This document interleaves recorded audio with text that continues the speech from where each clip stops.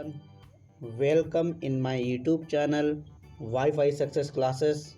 I hope you may be better in these sensitive situation due to coronavirus.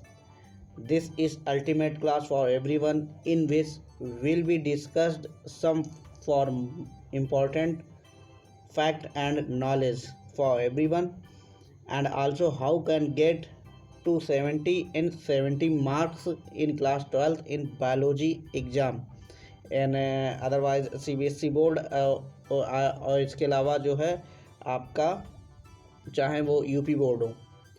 तो let's start the class. तो firstly मैं discuss करूँगा यहाँ पर आपके सिलेबस की बात करूँगा। तो जो सिलेबस हमारा रहेगा वो इंडेक्स हम देखते हैं कि इंडेक्स किस प्रकार होगा। सामने आपको इमेज दिख रही होगी। जो इंडेक्स है हमारा वो जो आपके सिलेबस होंगे तो यूनिट में डिवाइड है, और यूनिट फर्स्ट होगी आपकी diversity in the living world.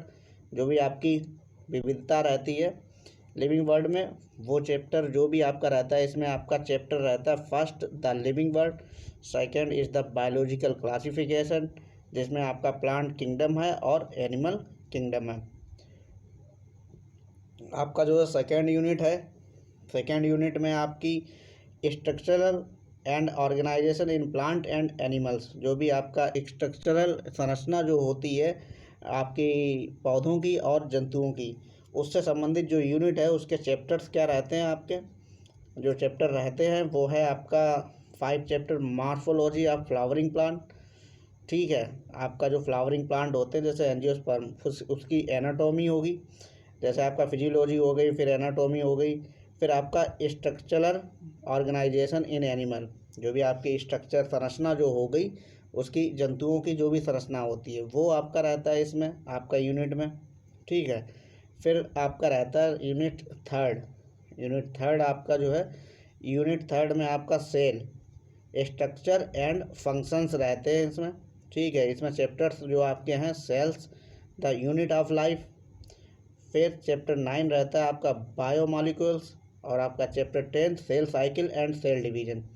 तो दोस्तों जो है आपका ये जो है हम बात कर रहे हैं सिलेबस की, और इसके बाद जो सिलेबस होगा यूनिट 4 होगा आपका प्लांट फिजियोलॉजी।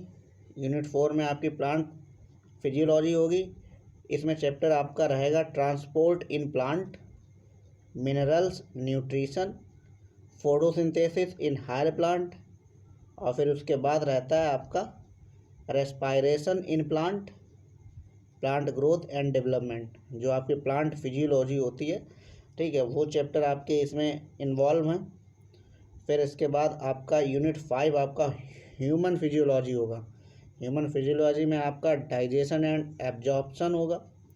ठीक है, breathing and exchange of gases, body fluid and circulation, excretory product and there elimination, और लोकोमोशन एंड मूवमेंट होगा। Neural control and coordination, chemical coordination and integration. ठीक है, ये आपकी यूनिट 6 जो भी चैप्टर रहते हैं आपके चैप्टर जो हैं reproduction in organism, sexual reproduction in flowering plant, human reproduction and reproduction health. ये आपके जो है 6 यूनिट में इतने चैप्टर्स रहने वाले हैं। फिर आपका जेनेटिक एंड एवोल्यूशन आ जाता है। इसमें भी आपका principle of inheritance and variation, जो भी आपके प्रिंसिपल होते हैं आनुवंशिक के वो। फिर मॉलिकुलर बेसिस ऑफ इनहेरिटेंस, जो भी आपका डीएनए होता है, जो भी प्रोटीन होती है उसके संबंध पे जो भी आपकी आनुवंशिकी होती है, जीन होता है उससे रिलेटेड। फिर आपका इवोल्यूशन, कैसे आखिर जीव जो है यहाँ तक हमारा आधुनिक मानव कैसे बना, किस तरीके से क्या क्या चेंजेस हुए, वो सारी चीज़ें हम इसमें पढ़ने वाले हैं। फिर आपका biology and human welfare, biology का जो भी लिंक होता है उसका क्या ह्यूमन से होता है, उसकी हेल्थ कैसी किस प्रकार अफेक्ट करती है, फिर उससे डिजीज़ क्या होती हैं। ठीक है, इसमें ये बात करते हैं अपने यूनिट 8 में strategies for enhancement in food production. ठीक है, माइक्रोब्स इन ह्यूमन वेलफेयर, जो भी माइक्रोब्स की बात करते हैं वो क्या माइक्रोब्स होने वाले हैं। फिर उसके बाद बायोटेक्नोलॉजी आपका यूनिट 9 आने वाला है। इसके बायोटेक्नोलॉजी में आपका बायोटेक्नोलॉजी प्रिंसिपल एंड प्रोसेस देखेंगे। फिर बायोटेक्नोलॉजी के जो है इट्स एप्लीकेशन, जो भी आपका इसके अनुप्रयोग इसमें देखेंगे। फिर आपका जो है यूनिट 10, आपका यूनिट 10 क्या होगा, इकोलॉजी। इकोलॉजी में आपका चैप्टर्स जो होगा ऑर्गेनिज्म एंड पॉपुलेशन, फिर इकोसिस्टम, फिर बायोडाइवर्सिटी एंड कंजर्वेशन, और फिर एनवायरमेंटल इश्यूज। ये आपके जो है यूनिट 10, इन्हीं के अंतर्गत सारा सब कुछ जो है समिटा हुआ है आपका क्लास 12th की बायोलॉजी। तो हम यहाँ पर आपको बायोलॉजी का जो भी है आपका पूरा नॉलेज देने वाले हैं, जिससे आप जो है आप बायोलॉजी को समझ सकें। फिर जनरली बेसिक अगर हम डिटेल में देख लें तो आपके जो भी चैप्टर आएंगे वो भी एक बार नज़र डाल लें दोबारा रिवाइज करने के लिए। डाइवर्सिटी इन लिविंग वर्ल्ड, जो भी विविधताएं होती हैं जीवन, जो लिविंग वर्ल्ड, लिविंग का मतलब जो भी जीवित संसार में क्या विविधताएं हैं, इसमें हम क्या पढ़ेंगे, द लिविंग वर्ल्ड क्या होता है, बायोलॉजिकल क्लासिफिकेशन, फिर किंगडम मोनेरा, क्योंकि आपके जो 5 किंगडम होते हैं, 5 किंगडम, ठीक है, आपका मोनेरा है, प्रोटिस्टा है, फंजाई है, फिर प्लांट है, और फिर आपका एनिमल है। ठीक है, ये 5 किंगडम की हम बात करेंगे इसमें। फिर उसके बाद जो है आपका क्लासिफिकेशन ऑफ एनिमल्स की बात करेंगे। फिर आपका जो है क्लासिफिकेशन ऑफ इन एनिमल्स में जैसे जनरल क्या होगा, फिर नॉन कॉर्डेट, फिर कॉर्डेट, ये सारी चीज़ें हम इसमें जानने वाले हैं। फिर इसके बाद आपका structural organisation in plant and animals होगा। ठीक है, morphology flowering plant, anatomy plant structure organisation in animals है, एनिमल टिश्यू क्या होते हैं, फिर morphology and anatomy of animals, फिर सेल स्ट्रक्चर एंड फंक्शंस क्या होते हैं, सेल क्या होती है, बायोमोलिक्यूल्स क्या होते हैं, सेल साइकिल क्या होता है। फिर आपका प्लांट फिजियोलॉजी आ जाता है। प्लांट फिजियोलॉजी में ट्रांसपोर्ट हम देखेंगे कि पौधे जो है अपना ट्रांसपोर्ट किस तरीके से करते हैं, वैस्कुलर बंडल क्या होते हैं, ये सारी चीज़ें। फिर मिनरल न्यूट्रिशन क्या होते हैं, खनिज लेवल होते हैं, फोटोसिंथेसिस प्रोसेस क्या होता है, फिर रेस्पायरेशन इन प्लांट क्या होता है, रेस्पायरेशन में, फिर प्लांट ग्रोथ एंड डेवलपमेंट पढ़ेंगे। फिर ह्यूमन फिजियोलॉजी के ऐसे ही ह्यूमन फिजियोलॉजी के बारे में डाइजेशन, एब्जॉर्प्शन, ब्रीथिंग, फिर body fluid circulation, excretory product and elimination, locomotion, movement, neural control and chemical control, ये सारी चीज़ें हम पढ़ने वाले हैं। फिर शुरुआत करते हैं हम अपनी बेसिक नॉलेज से। बायोलॉजी पढ़ने से पहले हमें कुछ चीज़ें बेसिक नॉलेज पता हो जानी चाहिए। ठीक है, ये बहुत मोस्ट इम्पॉर्टेंट रहती हैं। ठीक, बहुत से बच्चे जो है इसको नहीं ध्यान देते, पढ़ते नहीं हैं, बहुत से टीचर इसको भी पढ़ाते भी नहीं हैं। तो हमने सोचा कि बेसिक नॉलेज से चालू करें। सोर्स ऑफ बायोलॉजिकल टर्म, जो भी बायोलॉजी में जो भी शब्द होते हैं उनका जो सोर्स होता है, आखिर वो कहाँ से लिए गए हैं, तो पहले हम ये जान लेते हैं वो कहाँ से लिए गए हैं। ठीक है, तो हम देखते हैं कि मोस्ट ऑफ द वर्ड, अधिकतर जो भी वर्ड होते हैं बायोलॉजी में जो भी अधिकतर वर्ड होते हैं, हैव बीन डिराइव्ड फ्रॉम, लिए गए हैं कहाँ से, आपके ग्रीक एंड लैटिन भाषा से। बिकॉज द पॉइनियर्स का मतलब इसके जो भी आपके बायोलॉजी के जैसे अरस्तु हैं, खोजकर्ता, और भी जितने भी आपके जो भी थे वैज्ञानिक लोग, वर नेटिव्स ऑफ ग्रीक, जो भी उनका जन्म स्थान जो रहा है, नेटिव्स का मतलब जो जन्म स्थली रही है, पॉइनियर्स का मतलब उनके खोजकर्ताओं की जो उनकी जन्म स्थली रही है वो क्या रही है आपका, या तो वो ग्रीक है ज़्यादातर वैज्ञानिक बायोलॉजिकल, और या तो फिर आपके लैटिन है। ठीक है, वो जो है स्पीकिंग एरियाज, यहाँ पे स्पीकिंग एरियाज दिया गया है कि जो भी वैज्ञानिक थे, पॉनियर्स हैं बायोलॉजी के जो पॉनियर्स हैं, जैसे अरस्तु में आपके ग्रीक रहे हैं। ठीक है, वो या तो ग्रीक भाषा से रिलेशन रखते थे या तो फिर आपकी लैटिन भाषा से रिलेशन रखते थे। तो जो भी उन्होंने वर्ड दिए हैं बायोलॉजी में, जो भी टर्म दिए हैं, वो या तो फिर ग्रीक के होंगे या फिर आपके लैटिन के होंगे, क्योंकि वो वैज्ञानिक जो पॉनियर्स थे वो या तो लैटिन बोलते थे या ग्रीक बोलते थे। ठीक, तो सोर्स जो होगा बायोलॉजिकल टर्म का क्या होगा, ग्रीक होगा और लैटिन होगा। तो आई होप समझ गए होंगे। आज हमारा ये है पेन थोड़ा नहीं चल रहा है, इसको पहले मैं सही कर लेता हूँ। तो आई होप दोस्तों आपको समझ में आया होगा कि आपके जो सोर्स होते हैं बायोलॉजिकल टर्म के, या तो वो लैटिन भाषा के होंगे या फिर आपके ग्रीक भाषा के होंगे, क्योंकि जो पॉनियर्स थे वो या तो लैटिन बोलते थे कि कहाँ से उनकी जन्मस्थली थी, आप उनकी स्पीकिंग एरिया कहाँ का था, या तो उनकी जो जन्मस्थली नेटिव जन्मस्थली जो भी होगा ग्रीक होगा या फिर लैटिन होगा। तो प्रेफिक्स आप समझते हैं, प्रेफिक्स क्या होता है, जो भी शब्द होते हैं ग्रामर में हम पढ़ते हैं प्रेफिक्स क्या होते हैं। जो शब्द के पहले लगते हैं। जैसे हिंदी में अगर बात करें, अभिमान, ठीक, तो आपका ये अभी क्या होगा, आपका ये अभी जो होगा वो जो है कि आपका अभी उपसर्ग होगा और मान आपका मूल शब्द होगा। तो उसी प्रकार जैसे कि असत्य, आपका अगर असत्य देखें तो भी आप समझ लो कि आ जो है आपका उपसर्ग है। उसी प्रकार बायोलॉजी में भी ऐसा ही होता है, इंग्लिश भाषा में भी। अब जैसे आपका लिखा है ये अ सेलुलर, आपका ये लिखा है, देखो इसको, अ सेलुलर, इसका मतलब होता है कि सेलुलर, सेल, सेल का मतलब होता है कोशिका, सेलुलर का मतलब कोशिका से संबंधित, आ सेलुलर का मतलब, आ का मतलब होता है नहीं, ठीक है। ए का मतलब यहाँ पे जो है आपका क्या है, प्रेफिक्स है, तो ए का मतलब आपका नहीं, यानी कि विदाउट, यानी कि ऐसी चीज़ जो विदाउट सेल की हो। आ सेलुलर यानी कि बगैर सेल की, ठीक है। आ सेलुलर हो गया। आपका असेक्सुअल, ऐसा प्रोसेस जो विदाउट सेक्स के हो, असेक्सुअल, ठीक है। रिप्रोडक्शन जब देखेंगे असेक्सुअल कैसे होता है, आपका गुलाब की टहनी को आपको जो है उसकी काट के उसको गड़ा दो, तो वेजिटेटिव प्रोपागेशन इसको कहते हैं। तो ये प्रोसेस हो गया असेक्सुअल, क्योंकि असेक्सुअल का मतलब जो भी रिप्रोडक्शन होगा, सेक्स में बनते हैं गैमेट यानी स्पर्म जैसे ओवम, वो क्या करते हैं, फर्टिलाइज करते हैं, सेक्सुअली जो है फ्यूजन करते हैं। जब सेक्सुअली जो फ्यूजन होता है उनसे जो फर्टिलाइजेशन से जो भी जाइगोट बनता है, ठीक है, तो वो प्रोसेस सेक्सुअल कहा जाता है। तो असेक्सुअल लग गया, आ का मतलब होता है नहीं, यानी विदाउट सेक्स के जो रिप्रोडक्शन, वो असेक्सुअल रिप्रोडक्शन, ठीक है। समझ गए होगे।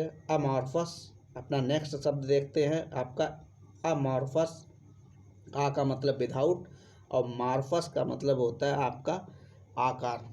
मार्फोलॉजी देखते हैं, मार्फोलॉजी आपको अभी पढ़नी पड़ेगी, तो मार्फोलॉजी किसी भी प्लांट की मार्फोलॉजी है, ठीक है, तो उसको आप समझ सकते हैं कि मार्फोलॉजी का मतलब आकार, और आ लग गया तो आ का मतलब नहीं आकार, तो इसे हम हिंदी में कह भी सकते हैं अनाकार, अन आकार। अब आकार का मतलब मूल शब्द हो गया और अन आपका क्या हो गया, आपका उपसर्ग हो गया। और इसी को हम इंग्लिश में लिखें अनाकार को, तो हम एमॉर्फस लिखते हैं, ठीक दोस्तों, क्या लिखते हैं हम, अमॉर्फस। और हिंदी में अन आकार, यानी जिसका कोई आकार निश्चित ना हो उसे अन आकार कहते हैं। अन यहाँ पे ए है, ये छोटी सी बात है, आप समझ गए होंगे। नेक्स्ट शब्द देखते हैं अपना प्रेफिक्स क्या होता है। जैसे कोई शब्द होगा अनएरोबिक, ठीक है, अनएरोबिक। अभी इन शब्दों का भी हम आपको बता दें। अच्छा देखो, एक सेकेंड नज़र डाल लीजिए कि जैसे कुछ शब्द होते हैं, हमें सफिक्स पढ़ना कैसे, अब जनरली हम आपको यही बता दें कि हमको क्या क्या पढ़ना है, ठीक, किस तरीके से। हमने आपको देखो सिलेबस तो आपको दिखाई दिया है, सिलेबस ये रहने वाला है, ये सारी चीज़ें हमें कवर करनी है, ठीक है। यहाँ पे फर्स्ट ईयर का अगर कोई स्टूडेंट हो, अगर ज्वाइन लेता है, सब्सक्राइब और पढ़ना चाहता है, तो उसके लिए बेनिफिट और बहुत ज़्यादा है। और आपका इंटर में भी जो बच्चे हैं बायो, जिनका फर्स्ट ईयर पढ़ चुके हैं, ठीक है, वो रिवाइज करना चाहते हैं, ठीक, और इस प्रकार जो भी है हम A to Z आपको पढ़ाने वाले हैं। सिलेबस मैंने दिखा दिया है और मैं अपनी टेक्निक भी आपको जान ली है कि मैं यहाँ किस तरीके से आपको पढ़ाने वाला हूँ। तो हम पहले आपके क्या पढ़ेंगे, बेसिक नॉलेज पढ़ेंगे। बेसिक नॉलेज में आपके प्रेफिक्स होंगे बायोलॉजी के, कैसे क्या यूज होते हैं आप सामने देख रहे होंगे। आपको एक नज़र डाल लो, ये देखो, ये डिहाइड्रेशन क्या होता है, डीकेट क्या होता है, डायफ्राम क्या होता है, एपिडर्मिस क्या होता है, इसका अर्थ क्या होता है, ये आपके बायोलॉजिकल टर्म है, या तो ग्रीक या लैटिन है, इनके अर्थ हम आपको सबके अर्थ बताने वाले हैं। फिर आपके सफिक्स होंगे जो शब्दों के अंत में लगते हैं, ठीक है। जैसे ब्लास्ट आपका लिखा है, यहाँ पे देखिए आपका ब्लास्ट लिखा है, जैसे ऑस्टियोब्लास्ट, ठीक है, फाइब्रोब्लास्ट, ठीक है। साइड लिखा है, साइड का मतलब किलर। और इंसेक्टिसाइड यानी इंसेक्ट का मतलब होता है कीड़े मकोड़े। आर्थ्रोपोड्स के जो कीड़े मकोड़े होते हैं, इंसेक्टिसाइड वो चीज़ कहलाती है जो कीड़ों को मारने वाली चीज़ क्या कहलाती है, इंसेक्टिसाइड। इंसेक्ट का मतलब कीड़े और साइड का मतलब होता है आपका, ये देखो आप लोग समझ गए होंगे मेरी बात को, किलर। साइड का मतलब किलर, जहाँ साइड लिख दिया जाए बाद में उसका मतलब किलर होगा। तो इंसेक्टिसाइड, बैक्टीरिसाइड, ठीक है, फंजीसाइड, ऐसे करके लिख सकते हैं। तो आप समझ गए होंगे इन चीज़ों को। तो हम आपका सफिक्स भी यहाँ पे तैयार करा देंगे जनरली। फिर सम टर्म्स, जो टर्म होंगे, जैसे आपका जो है आपका जैसे एरोबिक, यहाँ पे एरोबिक, यहाँ पे हम आपको पढ़ा रहे थे अनएरोबिक। ओके दोस्तों, एरोबिक का अन का मतलब होता है नहीं, अन मतलब का ए का मतलब भी नहीं और अन का मतलब भी, जैसे असत्य, असत्य हिंदी में, और आपका अन आकार, अन और आ का अर्थ है कि ये विदाउट, ठीक है। वैसे ही यहाँ पे अनएरोबिक, एरोबिक का मतलब होता है आपका वायु से संबंधित। तो अन लिख दिया तो अवायु हो जाएगा, ऐसा मतलब अनारोबिक का मतलब होता है जहाँ वायु ना हो, वहाँ जो है अनारोबिक यूज करते हैं। तो हम यही आपको बताना चाहते हैं। जैसे कि आपके सफिक्स हो गए, फिर आपके सम टर्म्स, जो टर्म होते हैं, जैसे आर्बर, आर्बर का जो टर्म होता है उसका अर्थ होता है, मीनिंग होता है, रिलेटेड किससे संबंधित है। आर्बर का मतलब ट्री, आपके पेड़ पौधे हैं। आर्थो का मतलब, आर्थो अगर कहीं भी लिखा मिल जाए इसका मतलब ज्वाइंट है, इसका अर्थ होगा। एंड्रो का मतलब आपका एंड्रोसियम होता है, जैसे एंड्रोसियम, एंड्रोसियम, गाइनोसियम। जहाँ गाइनो होगा, समझ गए होंगे आप लोग मेरी बातों को, गाइनो लिखा होगा तो ये शब्द जो टर्म है ये फीमेल को रिप्रेजेंट करता है। और आपका एंड्रो जो जहाँ लिखा होगा, एंड्रो, वो आपका मेल को रिप्रेजेंट करता है। एंड्रोसियम यानी कि एंड्रोसियम वो पार्ट जो जो फ्लावर का जो भी होता है एंड्रोसियम, मेल पार्ट जो होता है मेल, वो एंड्रोसियम, और गायनोसियम क्या होता है आपका फीमेल पार्ट। तो ये अर्थ आए कहाँ से, आप जब तक इस चीज़ को जानेंगे नहीं बायोलॉजी में तब तक वो मज़ा ही नहीं आएगा, ठीक है। रटने से बायोलॉजी नहीं सीखी जा सकती है। तो आप समझ गए होंगे, एंड्रो का मतलब क्या हो गया, मेल, गायनो का मतलब आपका फीमेल हो जाता है, एस्टर का मतलब स्टार होता है, तारे, एक्वस का मतलब पता ही होगा पानी से संबंधित, बैटरी, एक्वेटिक का मतलब भी आपका पानी से संबंध होगा, ठीक है। एंथ्रोप का आपका मैन होता है, एनस का मतलब पोस्टीरियर मोस्ट, आपको पता ही होगा। क्रोमो का मतलब आपका क्रोमोफोर जो होता है, क्रोमेटोफोर जो होता है, जहाँ भी लगे समझ लो कि आपका कलर से संबंधित है कोई चीज़, ठीक है। साइनिन जहाँ लगे, जैसे हीमोसाइनिन, हीमोसाइनिन होता है, हीमोसाइनिन क्या होता है, एक पिगमेंट होता है हीमोसाइनिन, वो किस में पाया जाता है, आपका हीमोग्लोबिन होता है, ठीक है। हीमोग्लोबिन यानी ग्लोबिन प्रोटीन होती है, हीम प्रोटोस्टिक ग्रुप होता है। तो आपका ये जो हीमोग्लोबिन हो तो आपका रेड ब्लड है, और हीमोसाइनिन अगर लिखा हो तो ऐसा पिगमेंट जो, साइनिन का मतलब यहाँ पे देखो, नज़र डाल लो, साइनिन का मतलब होता है आपका ब्लू, ठीक है, नीला। तो हीमोसाइनिन कैसा कलर ब्लड का होगा, वो रेड ना होकर नीला होता है, ठीक है। साइनो का मतलब, यहाँ पे आपका साइनो का भी मतलब आपका ब्लू होता है, ठीक है। अब आप ये चीज़ समझ गए होंगे। तो हम यहाँ पे आपको इस तरीके से, ठीक है, सर्विकल का, नेक, ये सारे टर्म्स जो हैं हम पहले बेसिक नॉलेज आपको देने वाले हैं। फिर आपका जो है चैप्टर स्टार्ट करेंगे द लिविंग वर्ल्ड, कि जीवित जो भी संसार होगा, जीवित चीज़ें किसे कहते हैं, जीवन क्या क्या होता है, जीवन होता क्या है, ठीक है। इस तरीके से मैं चैप्टर अपना स्टार्ट करूँगा, और पूरा A to Z हर एक चैप्टर को मैं बहुत ही अच्छी तरीके से आपको समझाने का प्रयास करूँगा, ठीक है। तो अगर आप नए व्यूअर्स हैं, अगर बायो से रिलेटेड हैं, या फिर आपके संपर्क में कोई जानकार हैं,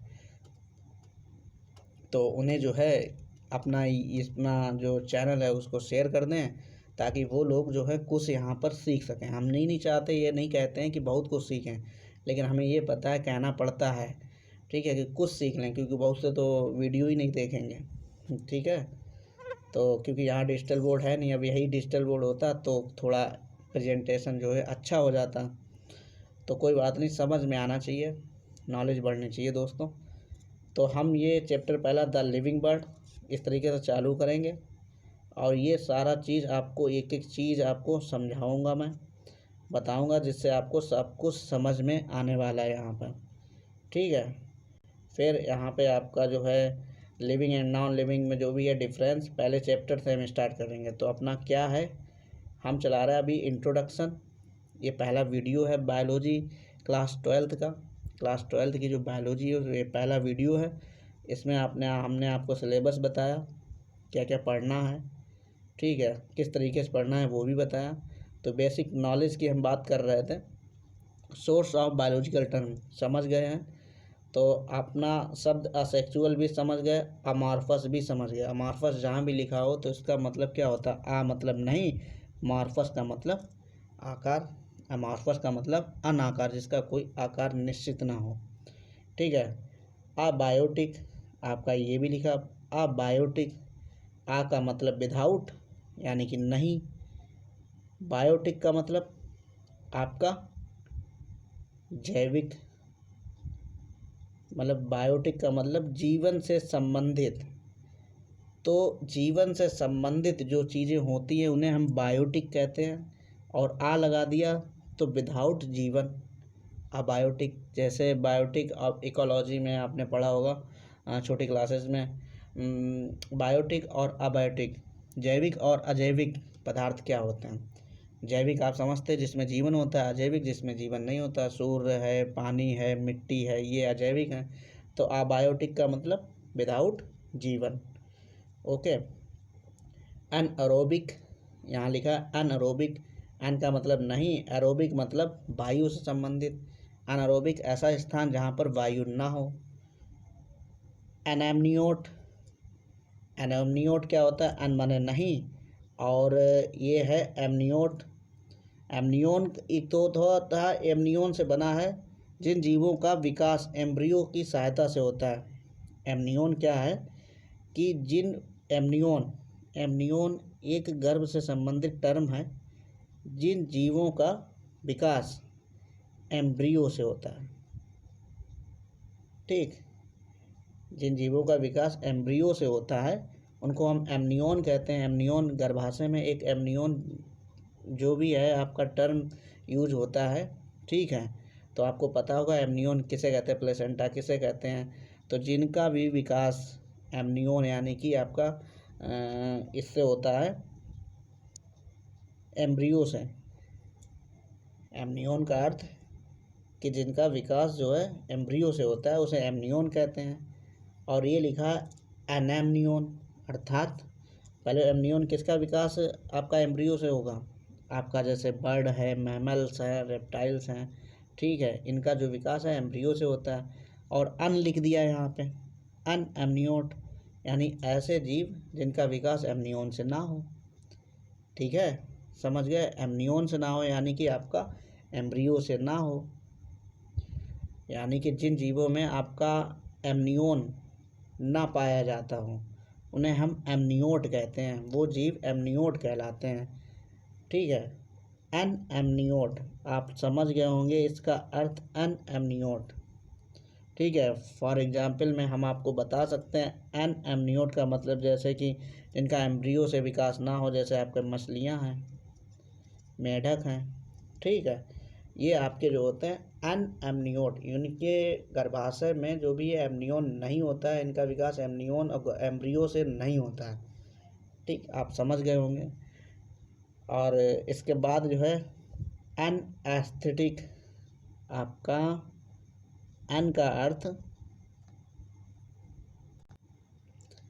फिर नेक्स्ट अपना एन एस्थेटिक, यहाँ पे एन हटा दिया जाए, यहाँ से एन बचा एस्थेटिक। एस्थेटिक का मतलब होता है सेंसिटिव यानी कि संवेदनशील, एन एस्थेटिक, ठीक है। अनेस्थीसिया जिसको प्रॉब्लम होती है जिसमें अनसेंसिटिव होते हैं वो, ठीक है, ये प्रॉब्लम जो भी क्रिएट होती है, ठीक है, चेतना विहीन, ठीक है, जिसे चेतना ना हो, एनेस्थीसिया जो है ये डिजीज होती है, प्रॉब्लम होती है, आप सुना होगा। तो इस अर्थ को समझने में बस यही है, आपका एस्थेटिक यानी कि संवेदनशील, और एन, एन लग दिया यानी कि विदाउट, विदाउट संवेदनशील। आप मेरी बातों को समझ गए होंगे। अब बात करते हैं अपना नेक्स्ट प्रीफिक्स, जैसे कि आपका एम्फीबिया है, एम्फीबिया, ठीक है। अब आपका एम्फी का मतलब होता है टू। ठीक, हाँ तो अब देख लेते हैं अपना नेक्स्ट क्या है। एम्फीबियन, अपना जो शब्द है अपना नेक्स्ट वो एम्फीबियन है। ठीक है, आपको पता है एम्फीबियन किसको कहते हैं, एम्फीबियन क्या है। आपके मेढक हैं, मगरमच्छ हैं, ये क्या कहलाते हैं, एम्फीबियन। ठीक है, एम्फी का मतलब यहाँ पे जो एम्फी है उपसर्ग जो आपका लगा है, प्रेफिक्स जो भी लगा है वो आपका होता है, इसका अर्थ एम्फी का मतलब आपका टू यानी कि दो, और बियन। ठीक है, एम्फी बियन, बियन का मतलब रहने वाला, कि जो दो स्थानों पर रह सके, जल और आपका थल में, तो उनको हमने क्या कहा, एम्फीबियन कहा गया उनको। एम्फी का अर्थ क्या होता है, दो। तो आपको आई होप समझ में आ रहा होगा। अगर समझ में आता है तो लाइक करें, कमेंट करें। ठीक है, अगर कोई प्रॉब्लम होती है समझने में, कोई सजेस्ट करना चाहते हैं तो आप सजेस्ट कर सकते हैं। ठीक है, मैं उन पर विचार करूँगा और जो भी कमियाँ होगी मैं उनको सुधारने का प्रयास करूँगा। तो अगले नेक्स्ट क्या है आपका शब्द, नेक्स्ट देखें, एंटीसेप्टिक। आपका एंटी और धन सेप्टिक, एंटी जो है आपका क्या है, प्रीफिक्स है। एंटी आपका क्या है, प्रीफिक्स है। तो आपका एंटी का क्या है, ये वाला एंटी आपका प्रीफिक्स है, इसका अर्थ होता है अगेंस्ट। एंटी का मतलब एक तो दुश्मन, और सेप्टिक का मतलब एंटीसेप्टिक, ऐसी चीज़ जो दूसरों के लिए दुश्मन की तरह कार्य कर रहे, मार दे। जैसे कि एंटीसेप्टिक क्या होती है, जीवाणुओं को ख़त्म करने वाला, जीवाणुओं के प्रति क्या है, उसके विपरीत, जीवाणुओं के विपरीत। तो आपका एंटीसेप्टिक हो गया इस शब्द का अर्थ इस तरीके से आपका। ठीक है, और फिर आपका एंटीनेटल। एंटीनेटल, एंटी यहाँ पे वो एंटी है, ये एंटे है, एंटनेटल। अब एंटनेटल, ये एंटे का अर्थ होता है एंटे। ये शब्द में जो उपसर्ग है आपका, प्रीफिक्स है, वो एंटे है। एंटे का मतलब होता है बिफोर यानी कि पहले, टुवार्ड्स पहले, इन फ्रंट यानी सामने। तो यानी कि एंटे नेटल, और नेटल का मतलब होता है जन्म। ठीक है, तो जन्म से पहले, एंटेनेटल का मतलब होता है जन्म से पूर्व। तो आपका इसका क्या अर्थ हो गया, जन्म से पूर्व।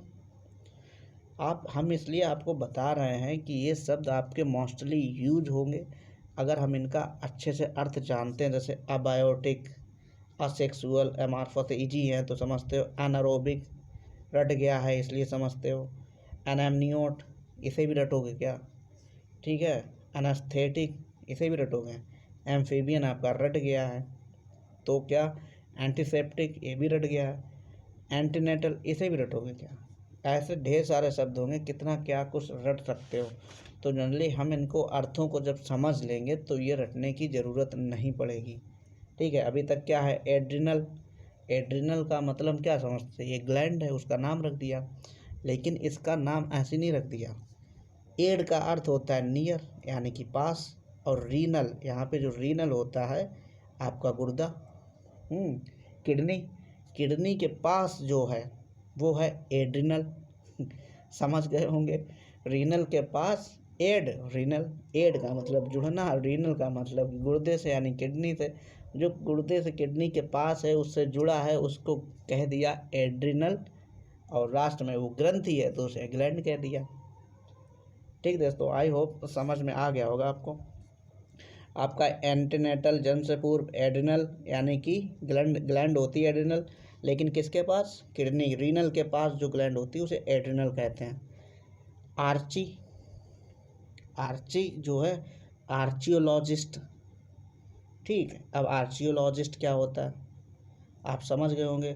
इसका आर्ची जो भी शब्द है, आर्ची प्रीफिक्स है। ठीक है, और लॉजिस्ट का मतलब होता है अध्ययन करने वाला। आर्ची का मतलब होगा एंशियंट यानी कि प्राचीन।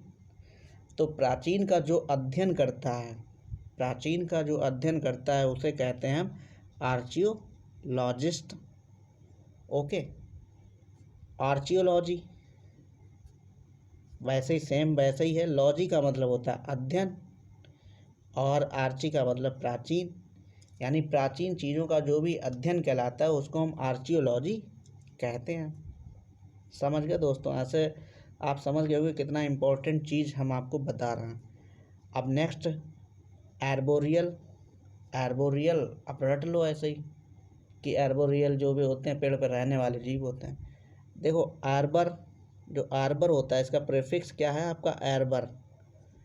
आर्बर इसका जो अर्थ होता है ट्री, ठीक है। आर्बर रियल, और जो पेड़ों पर रहने वाले जीव होते हैं उनको आर्बर रियल कहते हैं। इसमें मेन क्या है, प्रीफिक्स का आपका अर्थ है ट्री, यानी आपका पेड़ यहाँ पर अर्थ है। अच्छा ऑटो, हम कहते हैं ऑटोमेटिक। सेल्फ, ऑटो का मतलब होता है सेल्फ स्वयं, और मैटिक का मतलब होता है चलना।